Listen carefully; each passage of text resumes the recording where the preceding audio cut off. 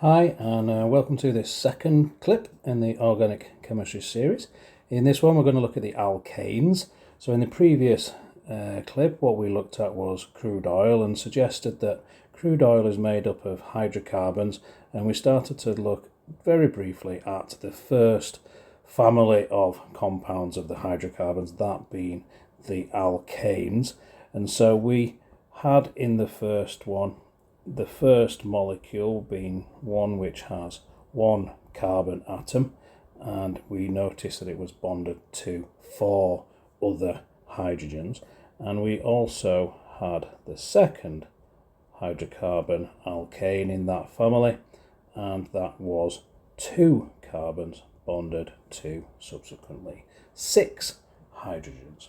Now, if we were to then draw the third one in that series, we would have the 3 carbons in the line, and we would be able to fill up the tetravalent carbon in the alkane with a maximum of 8 hydrogens, whereby each carbon center, the first one, the second one, and then subsequently the third one, each are bonded to 4 other atoms. Now sometimes that's a carbon, but if it's not a carbon then it will be bonded to a maximum number of hydrogens.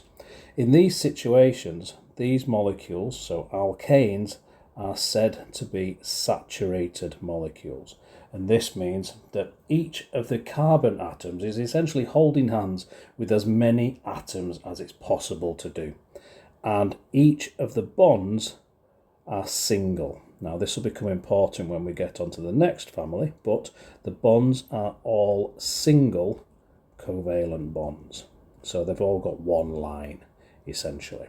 So in terms of dot cross diagrams, these would each be a shared pair of electrons. So if you'd had 2 atoms coming together, each of those covalent bonds would be where we had a pair of electrons in that overlap there, and the bond would obviously be between those 2 atoms. So each bond is a single bond and is representing a single pair of electrons. So these are all saturated, as we say. They're from the alkane family. So we can write the formula of each of these compounds. This would be CH4 and C2H6, as we saw in the previous clip. The third one, by counting up the atoms, would be a C3 with a H8. And what we can see here is that every time the carbon goes up by 1, the hydrogen goes up by 2. So we add on an extra 2 hydrogens. We go from 4 to 6 to 8, and from 1 carbon to 2 carbons to 3 carbons. And because of this regular change in the formula as we increase the carbon length, we can work out what's said to be a general formula, and we can work out that for however m number of carbons we have, n, we will have twice as many hydrogens plus 2. Okay, so for example, if we happen to have 10 carbons, the number of hydrogens we would have would be twice 10 plus 2, which will give us 22. And so that would be the formula in that situation of decane in this example.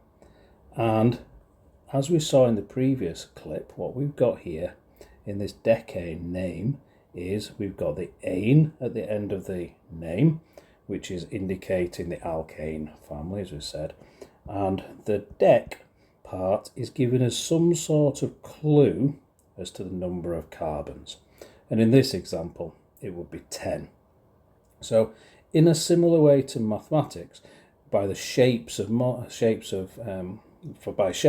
we'd have hexagon and octagon and things like that. So hex would be 6-sided shape, hexane would be a alkane with 6 carbons in it, octane would have 8 carbons in it, for example. Now when we have the compounds as I've drawn here, though, there's not strictly that same rules. Those rules apply when you get to carbons 5 and onwards. Prior to that, as we saw, this one is called methane. Meth giving us rise to 1 carbon. Ethane giving us rise to 2 carbons. And for 3 carbons, we would have pro. So propane, a common gas used in camping equipment and things like that.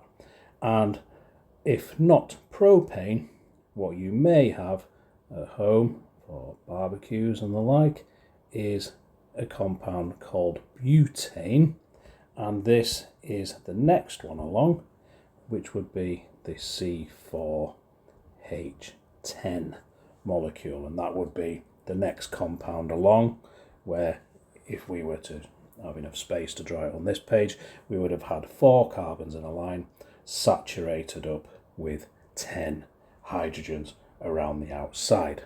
Okay, and so what we have is a way now of evaluating from the name of a compound what the type of compound is. So because these all end in the phrase ane, we know they're from the alkane family, and because of the start of the name, it gives us an idea as to how many carbons we have in the molecule. So to summarize again, if we had 1 carbon, that would be meth. If we had 2 carbons, that would be eth. C3 would be prope, or prope on there, and C4 would be bute. And then you would have the rest of the name following, which would then tell you the type of family that you'll be present in these molecules. So for these ones, there will be methane, ethane, propane, butane, as we've discussed. And as we look at different families, the ending of the name would change depending on the type of compound that we're looking at. And we'll look at those ones in more detail later on. Now, there are a number of ways which you can try to remember the first 4. As I said, past 4, you can use maths shapes to get an appreciation for the name, so pentane, hexane, etc. As you build the number of sides to a shape, you would build the number of carbons in a molecule. But for these ones, we've got M, E, P, and B, and common phrases which you can pick up off the internet and various things would be, but common one would be monkeys eat peeled bananas on this one, which allows you to sometimes remember these names as we go along, but you can make up your own as well. But those first 4 are the ones that you need specifically for the AQA specification. But if we go along with that, that will allow us to name the compounds as we go. So I will see you in the next clip, and what we will look at in this next one is we will look at fractional distillation, which, as we said in the very first clip, is crude oil is a mixture of all these alkanes, and so fractional distillation in the third clip will give us a way of separating that mixture and allowing us to purify that big gloopy mixture down. So I'll see you in that one, and we'll look at fractional distillation in some detail.